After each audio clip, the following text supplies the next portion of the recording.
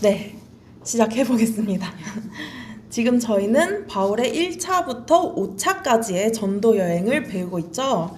네, 이거 익숙하실 텐데 또 한번 외워볼까요? 1차 전도 여행 후에 갈라디아서, 2차 전도 여행 후에 데살로니가 전후서, 3차 전도 여행 후에 고린도 전후서, 로마서, 4차 전도 여행 후에 에골빌빌이라고 했었죠. 에베소서, 골로새서, 빌레몬서, 빌립보서. 5차 전도 여행 후에는 디모데 전후서와 디도서. 네, 좋습니다. 첫 시간에 배웠던 1차 전도 여행은 갈라디아 지역을 갔었고요. 2차 전도 여행에서는 그리스의 마게도냐, 아가야 지역을 갔었습니다. 그리스 위쪽은 마게도냐, 아래쪽은 아가야. 기억하시죠? 네, 그리고 3차 여행 때는 소아시아를 가서 에베소 중심으로 사역을 하게 됩니다. 오늘은 바로 이 3차 전도 여행 후에 쓴 로마서를 다뤄볼 텐데요. 여러분, 로마서가 정말 중요합니다. 기독교 역사에서 가장 깊은 영향을 주고 교회사 전반에 나타난 영적 각성, 개혁 운동의 신학적 뿌리가 되기도 한 것이 바로 이 로마서입니다. 이렇게 워낙 중요한 서신서이기 때문에 이번 시간에는 새로운 시각으로 로마서 전체를 한번 다뤄보도록 하겠습니다. 여러분, 바울이 지금 3차까지 전도 여행을 하면서 로마에 간 적이 있나요? 네, 없습니다. 그런데 바울이 직접 간 적도 없고 교회를 세우지도 않은 로마 교회에 왜 편지를 썼을까요? 어떤 사람은 바울이 스스로 자신의 신학적 교리를 총정리하기 위해 썼다고 주장하기도 하고, 또 어떤 사람들은 바울이 나중에 예정되어 있는 자신의 스페인, 서바나 선교를 준비하기 위해 썼다고도 합니다. 또 어떤 사람은 예루살렘에서 변론할 것을 대비해서 미리 말할 것들을 정리한 것이다 라고 주장하기도 하는데요. 하지만 그동안 우리가 배운 서신서들을 한번 살펴보면 교회에 문제가 있을 때 그것을 해결하기 위해 바울은 편지를 썼었죠. 이 입장에서 한번 생각해 보도록 하겠습니다. 그러기 위해서 우리는 로마서를 거꾸로 한번 읽어보겠습니다. 바로 16장부터 순서를 거꾸로 거슬러 올라가 보는 것인데요. 재밌겠죠? 네, 한번 시작해 보겠습니다. 먼저 로마서 제일 끝부분 16장을 보면 편지 마지막에 안부 인사가 나옵니다. 여기에 엄청 많은 사람들의 이름이 등장하는데요. 이름이 등장한 사람만 치면 26명의 사람으로 계산이 됩니다. 이 26명이나 되는 많은 사람들의 이름을 바울은 하나하나 부르며 안부 인사를 했다는 것에서부터 이미 바울이 이들과 편지도 주고받고 교제도 하면서 로마 교회의 상황을 잘 알고 있었을 것이다 라는 배경을 우리는 알 수 있습니다. 로마서 16장, 이 안부 인사에 등장하는 26명의 사람들의 이름을 분석해보면 4명의 유대인과 22명의 이방인으로 구성이 됩니다. 지난 첫 번째 강의에서 예루살렘 구제 헌금 얘기하면서 바울의 중요 사역이 뭐라고 했었죠? 유대인과 이방인의 연합이죠. 로마 교회에도 유대인과 이방인이 연합되지 못하고 서로 다투는 문제가 있었나 봐요. 그래서 바울은 이렇게 말합니다. 로마서 16장 16절 같이 읽어보겠습니다. 시작! 너희가 거룩하게 입맞춤으로 서로 문안하라. 아멘. 이는 그냥 형제님 안녕하세요, 자매님 안녕하세요 이렇게 인사하라는 의미가 아닙니다. 포옹 하면서 볼에 입을 맞추면서 가깝게 인사하라는 의미인데요. 바로 서로를 가족처럼 환대하고 받아들이라는 의미면서 동시에 분열된 유대인과 이방인의 연합을 촉구하는 것입니다. 그렇다면 로마 교회에서 왜 유대인과 이방인 사이에 갈등이 있었을까요? 지난번에 2차 전도 여행에서 바울이 고린도에서 브리스길라와 아굴라 부부를 만났을 때 이들이 원래 어디 살던 사람이라고 했었죠? 네, 로마입니다. 여기서 우리가 세계사를 함께 배우게 되는데요. AD 49년에 로마 황제 클라우디우스라는 사람이 로마에서 유대인과 그 중에서도 기독교를 믿는 유대인들, 이 두 무리의 종교로 인한 다툼이 너무 심해지니까 야, 너네 그냥 싹 다 나가! 이렇게 그냥 모든 유대인들을 로마 밖으로 싹 다 추방시켜 버립니다. 바로 이때 브리스길라와 아굴라 부부도 로마에 집을 두고 고린도로 이사를 왔던 거겠죠. 사도행전 18장 2절에 보면 브리스길라와 아굴라 부부를 소개하면서 이들이 고린도로 온 이유가 글라우디오가 모든 유대인을 명하여 로마에서 떠나라 한 고로 이렇게 기록되어 있습니다. 글라우디오가 바로 클라우디우스 황제인데요. 이를 클라우디우스 황제의 명령이다 라고 해서 클라우디우스 칙령이라고 합니다. 그런데 클라우디우스 황제가 이 칙령을 내리고 나서 5년 뒤에 죽습니다. 황제가 죽으면 그 황제의 명령이 다시 취소가 되거든요. 그럼 이때 추방되었었던 많은 유대인들 중 일부가 다시 로마로 돌아왔을 것으로 추측이 됩니다. 처음에 유대인들이 처음 세웠던 로마 교회에 칙령 때문에 유대인들이 없어지면서 그 당시 로마 교회에는 이방인들만 남게 되었겠죠. 이 남은 이방인들이 로마 교회에서 교회를 영차 지켜나가면서 자신들만의 신앙 체계를 만들어 나가고 있었는데 5년 뒤에 다시 몇몇 유대인들이 돌아오게 된 겁니다. 이때 모든 유대인들이 돌아온 것도 아니고 이미 외부에서 정착한 유대인들을 제외한 소수가 돌아오다 보니 교회에서는 자연스럽게 이방인이 유대인보다 더 숫자가 많은 상황이었겠죠. 이때 오랜만에 다시 로마 교회로 돌아온 유대인 입장에서도 또 유대인이 추방당했던 기간 동안 열심히 남아서 교회를 지켰던 이방인 입장에서도 서로 이해가 안 되는 것들이 많았을 겁니다. 이 내용이 가장 잘 드러나는 부분이 바로 로마서 14에서 15장입니다. 믿음이 강한 자와 믿음이 약한 자에 대해 다루는 부분인데요. 이들을 어떻게 구분하느냐? 여러분, 구원은 복음을 믿음으로 얻는 것이죠. 다른 행위나 조건이 아닌 오직 믿음으로 얻는 것입니다. 아멘. 이 원리를 정확하게 알고 복음을 믿음으로써 구원받아 하나님 안에서 참된 자유함을 누리는 사람들이 바로 이 당시 이방인들이었습니다. 그래서 이들을 믿음이 강한 자라고 부릅니다.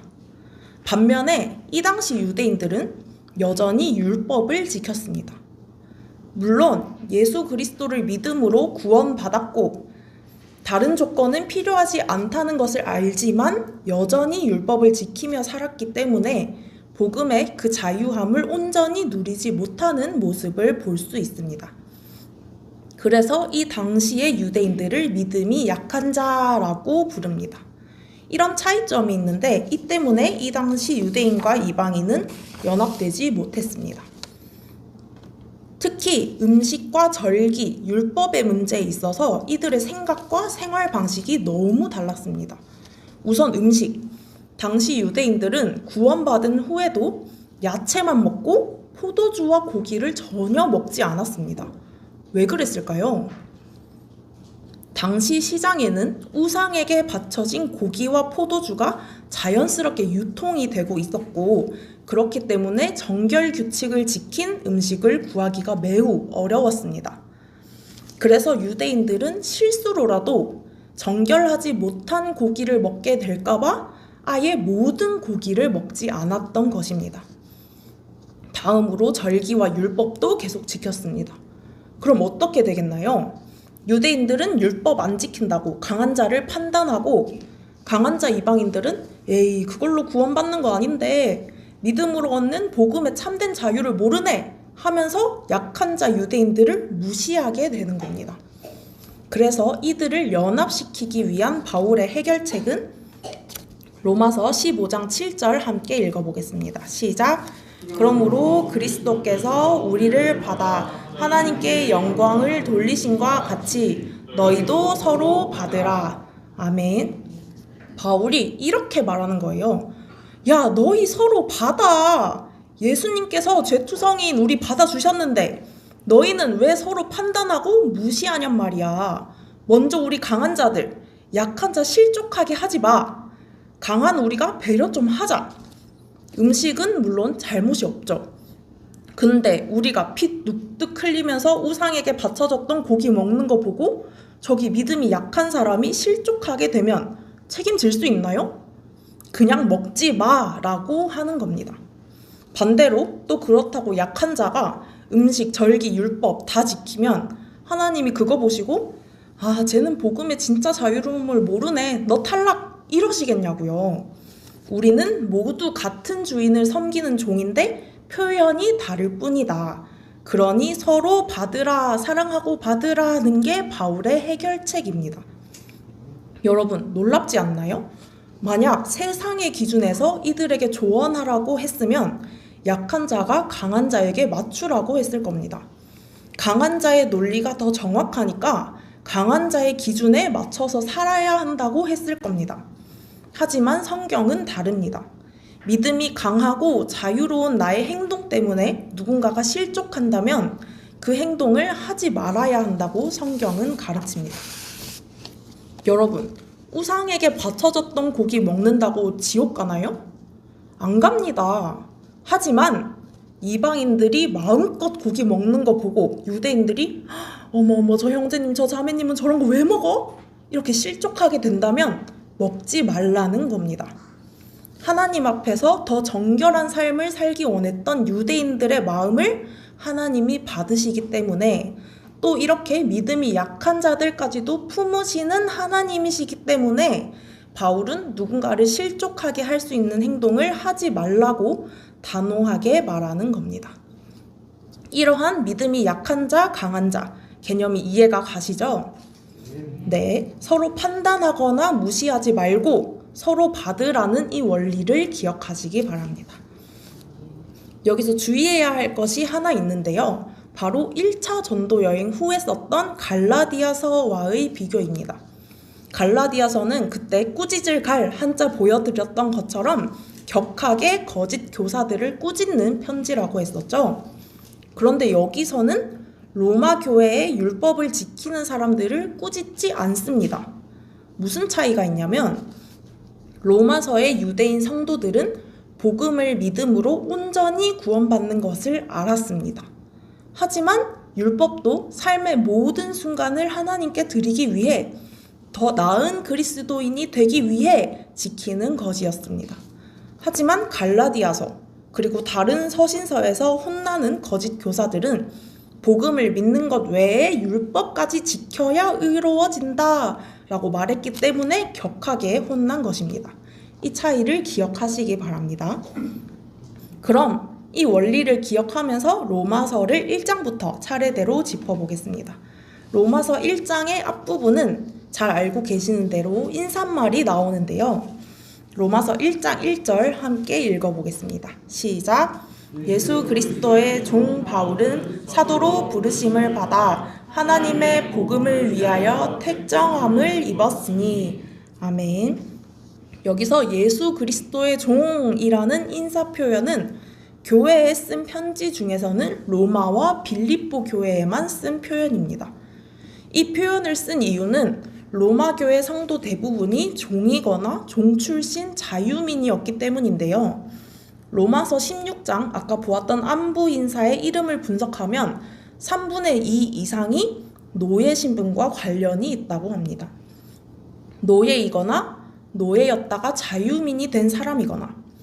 그래서 바울은 야 너네도 종이지? 나도 종이야. 근데 누구의 종? 예수 그리스도의 종이야.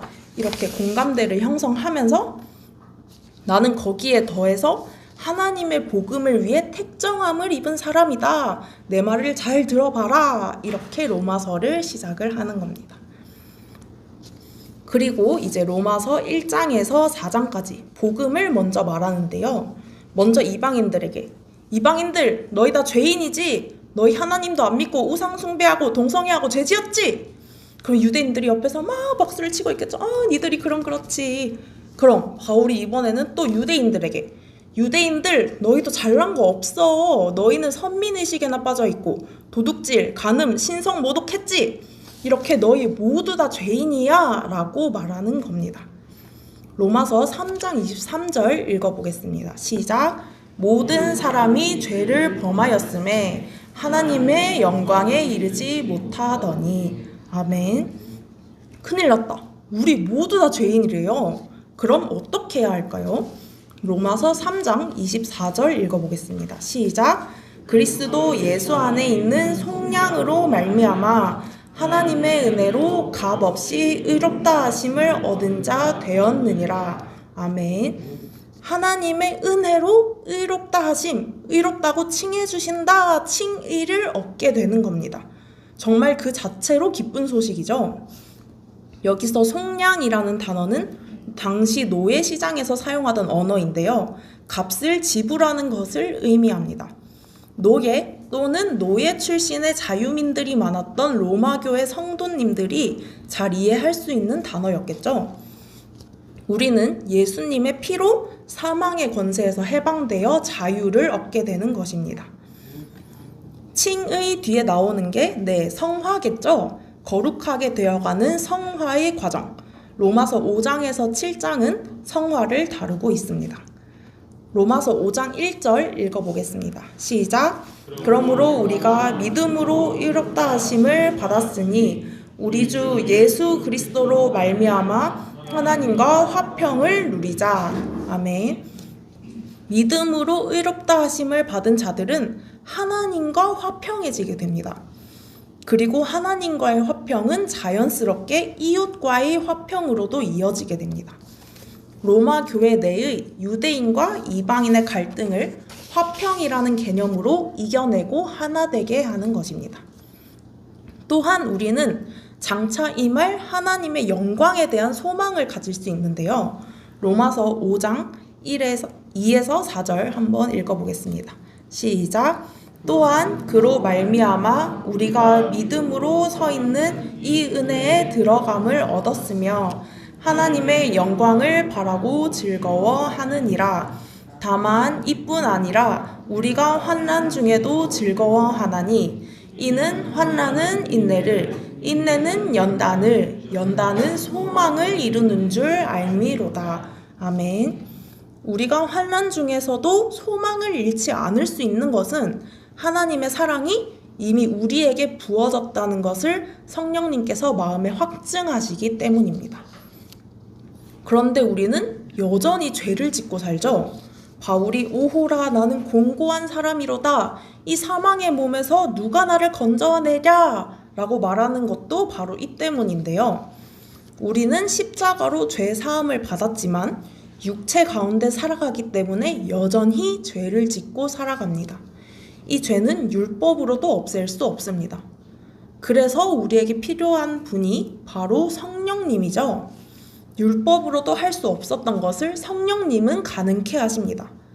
육신에 속하면 사망에 이르지만 성령에 속하면 생명과 평안을 얻고 하나님을 기쁘시게 할 수 있습니다. 로마서 8장 14절 읽어보겠습니다. 시작. 무릇 하나님의 영으로 인도함을 받는 사람은 곧 하나님의 아들이라. 아멘. 우리는 더 이상 죄의 종이 아닌 하나님의 아들로서 하늘나라의 상속자가 되는 것입니다. 이 사랑은 그 누구도 끊을 수 없습니다. 다음으로 로마서 9장에서 11장까지는 유대인과 이방인의 구원 그리고 연합에 대해 다룹니다.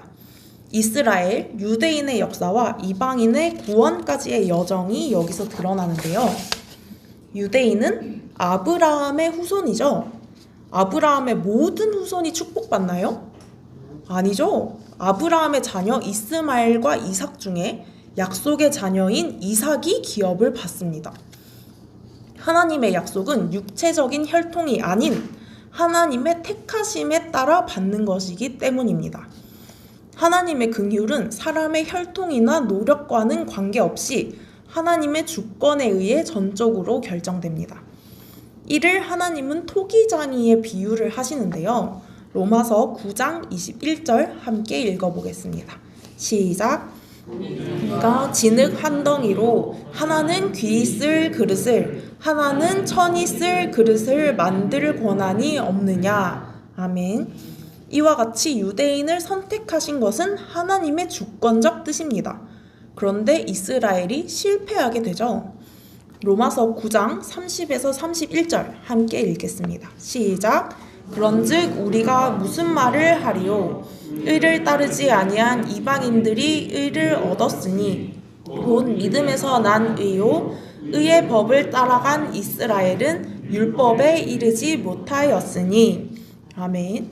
이방인은 율법이 없어도 믿음으로 의를 얻었는데 유대인은 율법에 따라 의를 추구했지만 결국에는 의에 이르지 못했다는 겁니다.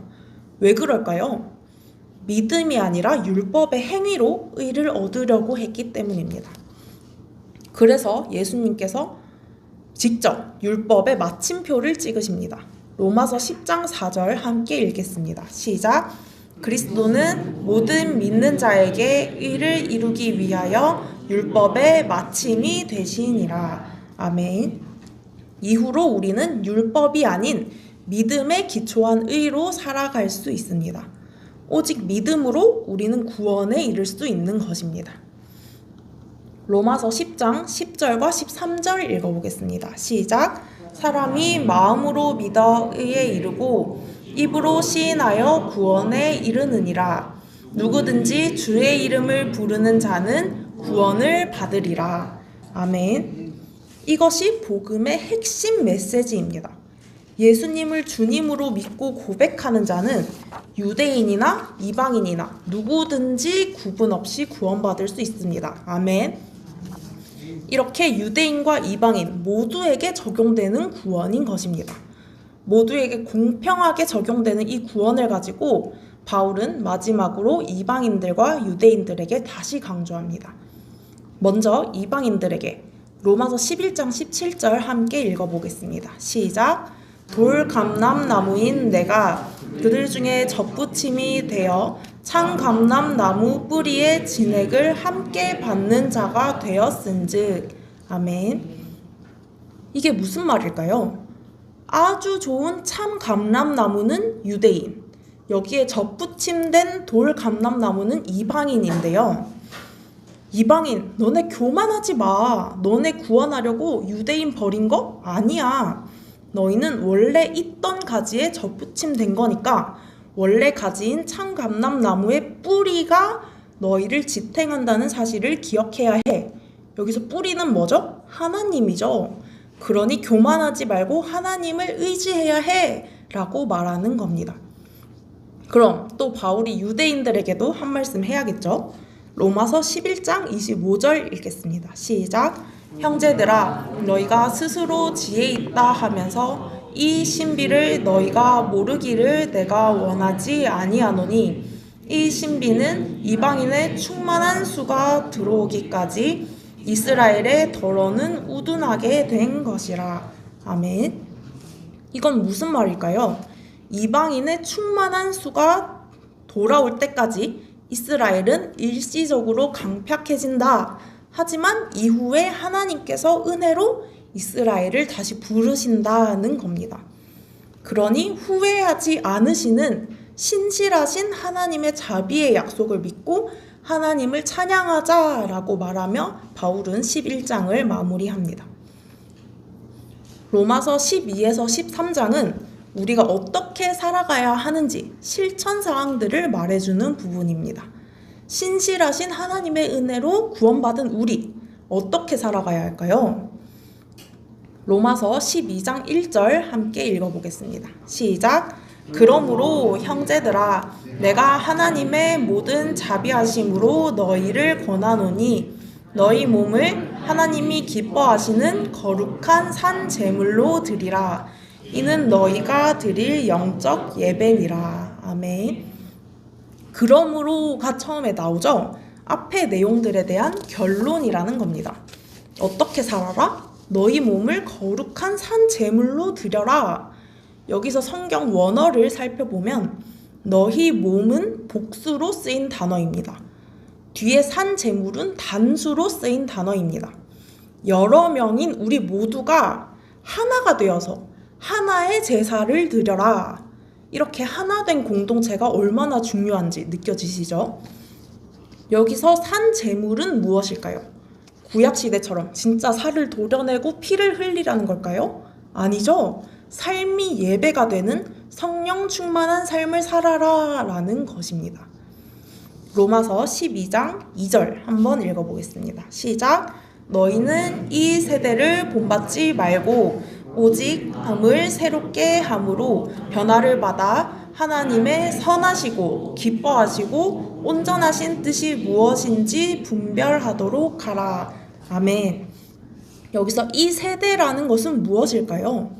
바로 우월감, 선민의식으로 살아가는 유대인들, 그리고 교만하고 무시하는 이방인들을 말하는 겁니다. 그럼 이 세대를 본받지 말고 어떻게 살아라? 하나님의 선하시고 기뻐하시고 온전하신 뜻이 무엇인지 분별하라. 유대인과 이방인이 하나 되어서 하나님 백성의 삶을 함께 살아가라 라고 말하는 겁니다. 저희 교회 주보와 현수막에도 보시면 로마서 12장 15절 말씀이 있죠. 즐거워하는 자들과 함께 즐거워하고 우는 자들과 함께 울라. 이 말씀도 역시 하나된 마음으로 서로 사랑하며 받으라는 의미입니다. 우리를 받으신 예수님처럼 서로 받으며 사랑을 실천하며 살아가는 우리 성도님들 되시길 소망합니다. 네, 로마서 13장 1절을 함께 읽어보겠습니다. 시작! 각 사람은 위에 있는 권세들에게 복종하라. 권세는 하나님으로부터 나지 않음이 없나니 모든 권세는 다 하나님께서 정하신 바라. 아멘. 13장에서는 모든 권세가 하나님의 질서 아래 있으니 선을 행하고 공공 질서를 존중하라는 말을 하는데요. 뜬금없이 이 말이 왜 갑자기 나왔을까요? 이 당시 로마 성도들은 로마에 거주하면서 로마 황제에게 세금을 냈었습니다. 이는 세상에서의 책임이면서 동시에 황제를 존경하는 행위였죠. 그런데 이 당시 로마 사회 전반에 세금에 대한 불만과 저항이 많았습니다. 로마서를 쓸 AD 56에서 57년쯤에 이런 문제들이 많았습니다. 그런데 전에 유대인들끼리 싸워서 유대인을 싸그리 로마 밖으로 내쫓았던 클라우디우스 칙령, 아까 얘기했었죠? 또 이런 일이 벌어지면 로마 교회가 또 분열되고 힘들어질 수 있기 때문에 바울은 로마 교회 성도들에게 공동체를 보호하기 위해 세상 권세에 복종하라는 말을 남긴 겁니다. 그리고 마지막으로 서로 사랑해라, 예수님처럼 살아라, 사랑의 빛 외에는 아무 빛도 지지 말라라는 당부를 하게 됩니다. 로마서 13장 8절 함께 읽어보겠습니다. 시작! 피차 사랑의 빛 외에는 아무에게든지 아무 빛도 지지 말라. 남을 사랑하는 자는 율법을 다 이루었느니라. 아멘. 오늘은 로마서를 이렇게 독특한 방법으로 16장에서부터 거꾸로 한번 살펴보면서 하나의 이야기로 만들어가 보았습니다. 이렇게 보면 왜 뒤에 믿음이 강한 자와 믿음이 약한 자 얘기가 나오는지 이해가 되시죠? 강한 자는 무시하지 말고 약한 자는 판단하지 말고 16장에 나오는 것처럼 서로 입맞추며 무난 인사해라, 서로 사랑하며 받아라는 내용이 로마서, 바로 로마 교회에 쓴 바울의 편지인 것입니다. 바울이 서로 연합되지 못하고 사랑하지 못했던 로마 교회의 상황에 맞게 쓴 편지다라는 것을 우리는 알 수 있습니다. 그렇다면 여기서 질문 하나 해볼게요. 바울은 강한 자일까요? 약한 자일까요? 앞에서 이방인은 강한 자, 유대인은 약한 자라고 했지만 예수님의 오심으로 율법을 지켜야 하는 것은 끝났다라고 믿는 유대인들은 믿음이 강한 자에 속합니다. 그럼 율법을 지키지 않아도 된다고 믿는 믿음의 자유를 소유한 바울은 믿음이 강한 자에 속하겠죠? 그래서 바울은 같은 강한 자로서 다른 강한 자들에게 약한 자 무시하지 말고 약한 자들을 실족하게 할 수 있는 것들, 고기 먹고 포도주 마시는 것들을 하지 말라고 권면하는 겁니다. 네, 오늘은 로마서 전체를 한번 배워보았습니다. 새로운 시각으로 로마서를 한번 다뤄보았는데요. 이해가 잘 되셨을까요? 네. 로마서는 정말 중요하기 때문에 꼭 읽으셔야 합니다. 그래서 다음 강의까지 숙제는 로마서 한번 읽어오기입니다. 네, 긴 강의 집중해서 들어주셔서 감사합니다. 강의를 마치겠습니다.